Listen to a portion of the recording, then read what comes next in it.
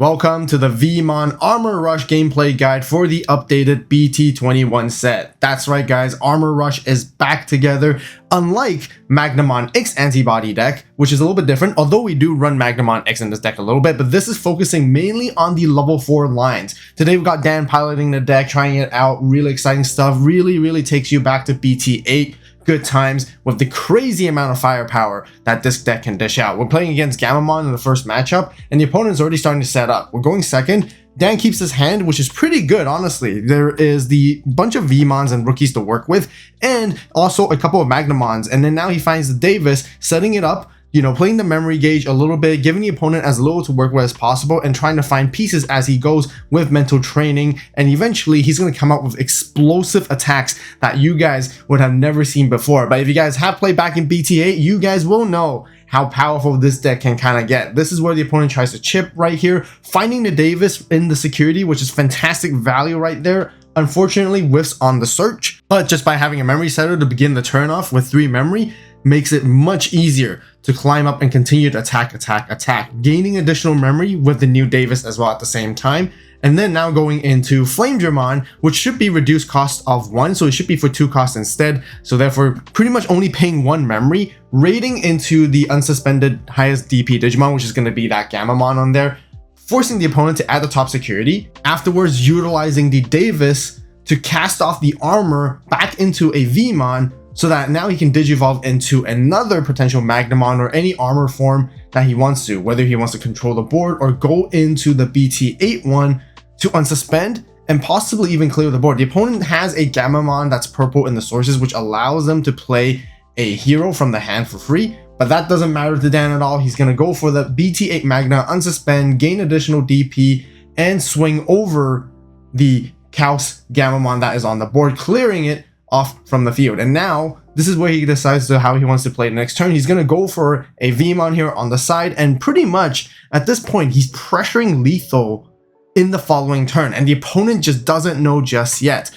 The Gammamon still needs to set up. They need to rebuild, reclimb up to a different stack, and they're trying to feel like, okay, they have 4 security, they probably can take their time, search for the pieces that they need, and then go for a big play to constantly delete things on Dan's side of the board. But like I mentioned guys, they just don't know what's about to come. And for you guys, you're about to witness the powerful aggression and the powerful speed of Magnamon and Armor Rush all together. Again, gaining memory at the starter main, and now this is where he's going to go for the Fire Rocket, giving it extra security attack +1 so that it can swing for 2 checks. And the Magnamon is only at 8k, but that's totally fine. Running into the Arcturus allows him to armor purge, and then now using the delay of mental training to go into another Magnamon once again, unsuspending itself, this time gaining extra DP buffs for every armor, goes to another 2 checks, and then easily just swing it with the Veemon to finish the game, or even go into another Magnamon to unsuspend further once again. Next game, facing off against Alphamon Oryuken, which is a pretty interesting build, but we'll get into it just in a bit. Let's talk about the mulligan hand. Definitely need to mulligan right there. No rookie, no tamers, no setup, no search to work with. Makes sense, and hopefully Dan can find a better hand afterwards. And here in this matchup, I'm going to mention a little bit early ahead of time, it's going to be tough for Magnamon generally, just because there's a lot of tools in this deck, or in their deck, the opponent's deck, that it's very difficult for Magnamon to scale quickly, and they lose out of steam because there's a lot of powerful control tools that actually stop the level 4s from doing what they want to do naturally. But we're going to see how Dan plays this out. This is the first time that Dan's faced against this matchup as well, so it's going to be quite a challenge as well. But here, he managed to find the rookie. The mulligan hand wasn't the greatest to begin with, but now he had the 2 mentor trainings, finding the Veemon, digivolve in the back, and setting up another one. He has an opportunity to go into a Magna X very early. And he can easily climb up by using the delay of mental training and the reduction of Veemon to go into a Magnamon for free. I know what he's thinking right here. The Magnamon is sitting at 10k, there's no extra DP buffs because it's the new one. There's no DP reduction on the opponent's side of the board either.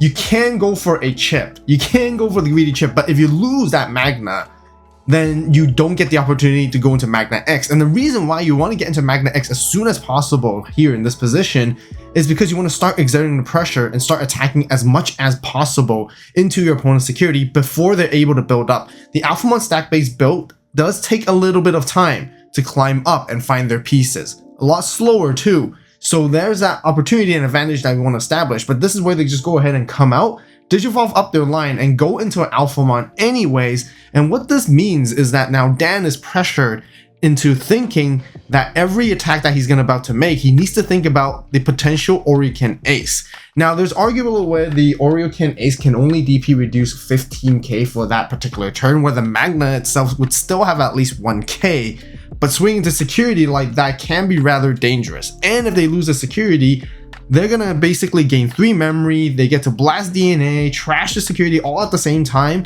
stealing the turn, which is actually very dangerous, and it's pretty difficult in this matchup too.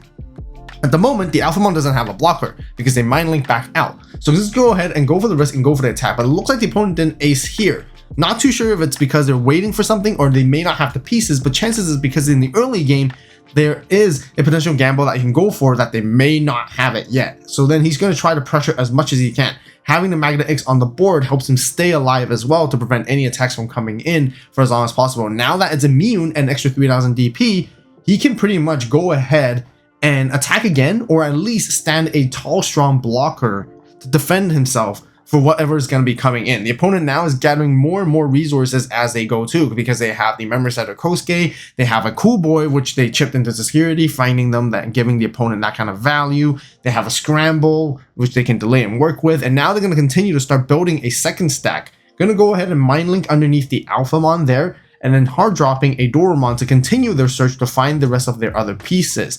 And the longer the game goes, it's going to get more difficult for Dan to try and finish the game off, because normally with armors and Magnamon Rush in general, you want to be able to pressure as quickly and attack as much as you can, like you guys saw from the previous matchup against the Gammamon. But the other thing is that the longer the game goes for the Alphamon, the stronger the stacks they can start building, and it's going to be more and more difficult again for Dan to start actually being able to find ways and avenues to attack. Because now the Alphamon does have blocker, and the other thing is, if Dan tries to attack, they can block with the Alphamon, and then they can simply just barrier, trashing their own security, and they get to minus something by 8000 DP for the turn. So they can easily just reduce the Magna, or even get rid of the Veemon on the side, which is pretty problematic. He's considering to try to go into Flamemon here maybe, if there's something that he can actually possibly do. At least he can raid and redirect, and then force the opponent to add the security to the hand, but because if they lose the security, it's going to be a minus 8k. So doing that combo is going to cause him to lose either DP on his Magna or straight up just lose his Veemon stack on the left side.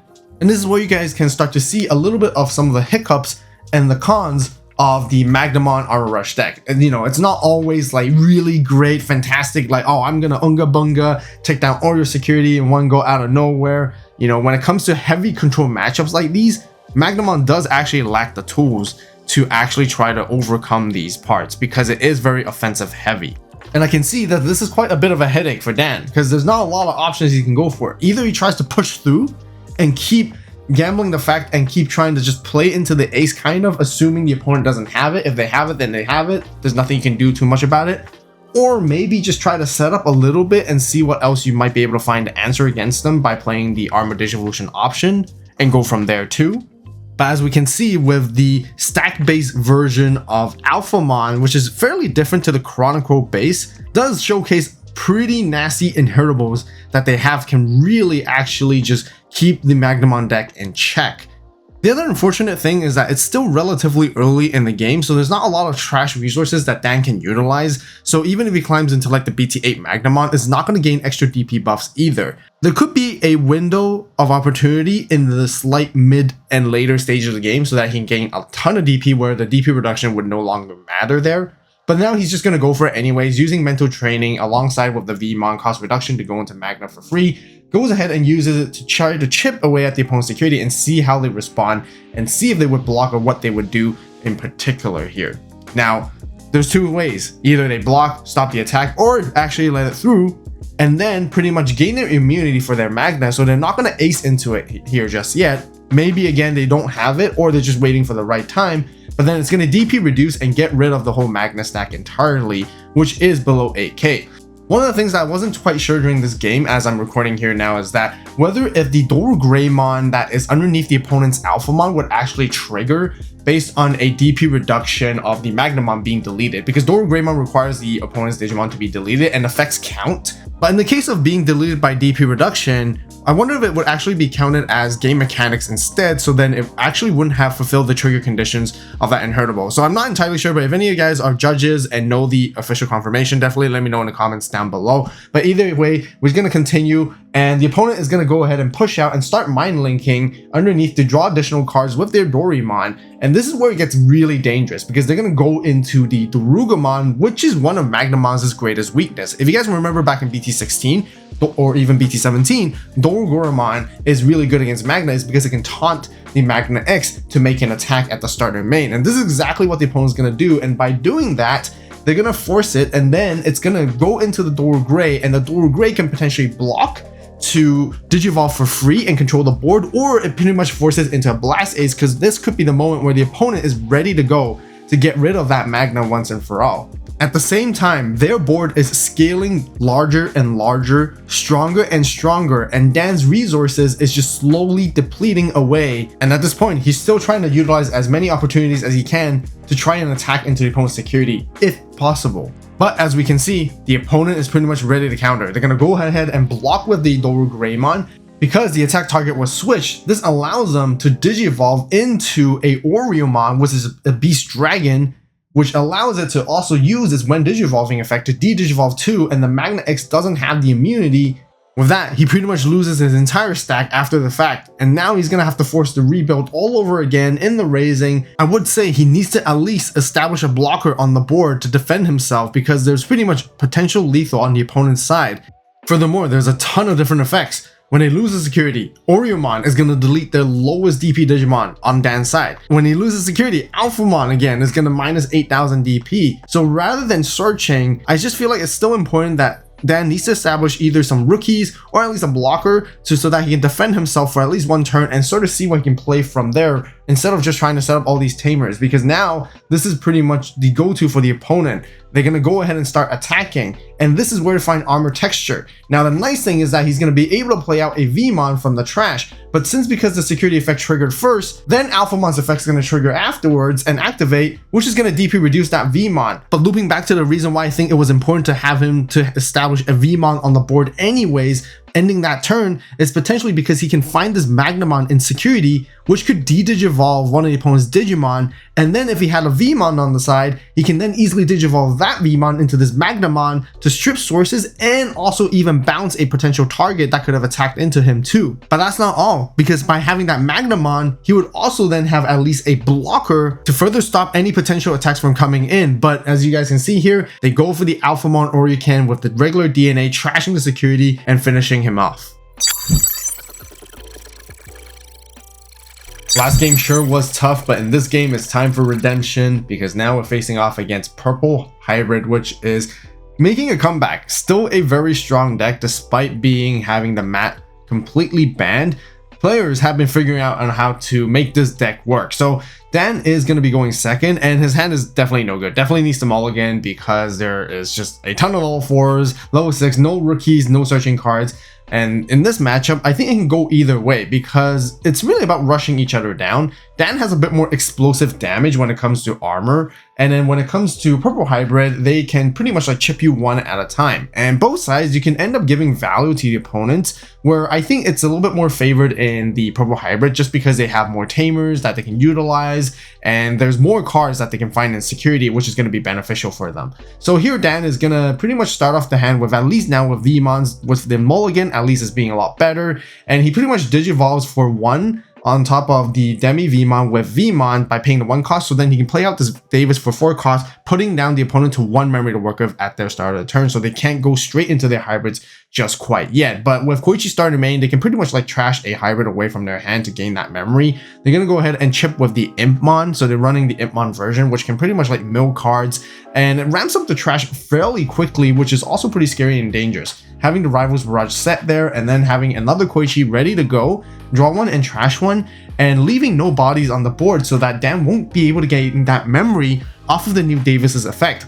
And without that memory, Dan's going to be hesitant to push out and start attacking quite just yet. Even though the Veemon can reduce the Digivolution cost to climb into like a flamedramon, I think he wants to take it a little bit slow so then he can find some more pieces and search and also see what he's going to try to do from there on. But one thing to keep in mind, the BT21 Davis is not going to give a lot of value at the start of main to gain 1 for the rest of the entire game. And I guess that's definitely one of the cons when it comes to facing against this matchup. Opponents just going to go straight into Dustmon and start swinging. No Velgamon to get into, but he finds a Davis memory setter, which is definitely going to be clutch to help him ensure that he has 3 memory to start his turn every time, so then he can actually still make more flexible plays if he needs to. Now that the Dustmon's actually standing there on the board, he gets to finally gain the memory off of it, which is going to be nice. Now he can go into either Flamedramon or Magna and pretty much start attacking if he needs to.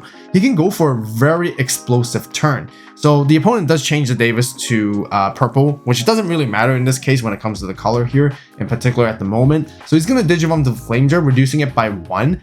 And then he has the opportunity to go for a Fire Rocket. That's going to be his golden card to pretty much chunk down the opponent's security.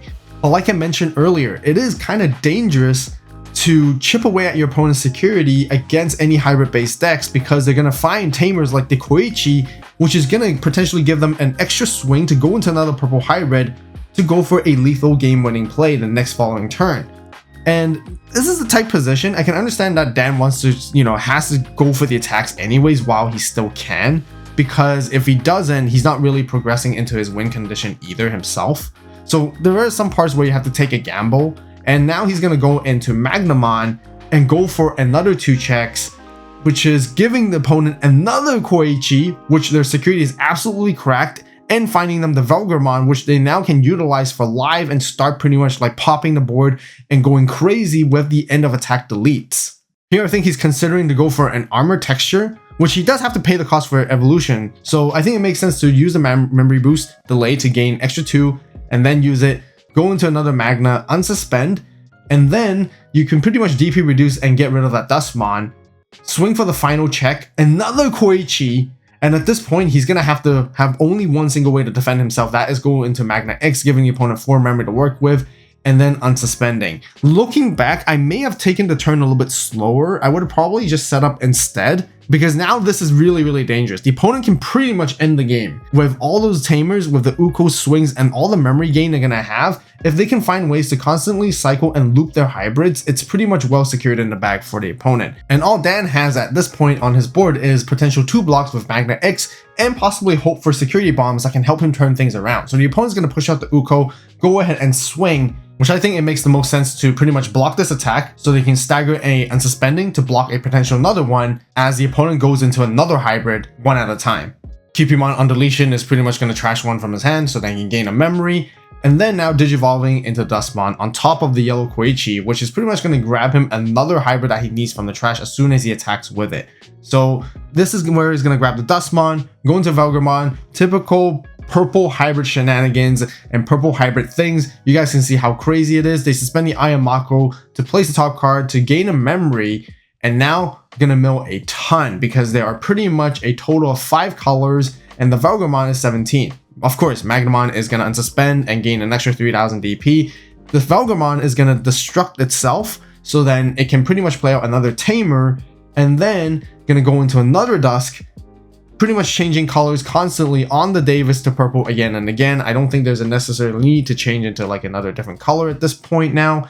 And then swing again, probably going to reusing the same Velgar, milling a bunch. This could be another alternative win condition for purple hybrid. If they can't have enough attacks, they can actually just mill Dan out because they're going to be trashing so much off, and because Magna X has so many colors, this is pretty good for the purple hybrid player and not the greatest for Dan. Checking into Armored Digivolution further exemplifies that the fact that there's going to be more cards filtered out of the deck, and this the opponent continues to pretty much loop more tamers and continue to pretty much grab stuff back from the trash, Digivolve into Dustmon. I think they're running out at this moment, so they're gonna have to find ways to keep getting it again and again.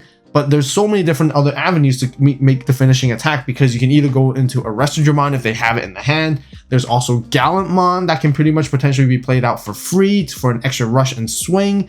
But now they're going to pretty much like use Dustmon to Digivolve into another Dustmon from the trash, checking in a Gravity Crush, trying to attempt for the final attack, and pretty much Dan has no choice to block. Going into Velgar as well, milling more cards, but looks like we see the opponent has milled out some of their Gallantmons, which means they may not even have access back to it to use it to finish the game. I guess maybe another way is like if they can Digivolve into a rookie in the back, if they have a Louis, they can push out that rookie for additional attack as well. There are still quite a few avenues and ways, but I feel like the opponent might be stuck on something. But at the same time, I feel like they may have slightly misplayed by suspending that Ayamako, because if they did had another hybrid, they can easily have Digivolve into that Ayamako and make their final check. And I'm wondering, they probably need a BT13 Gallant as well, which is another way that they can finish the game off, but they have a body on the board. Okay, so Colin can delete it, and then they can grab stuff back, but there's no tamers they can utilize that will allow them to make the attack here. So I think they definitely miscalculated there at some point.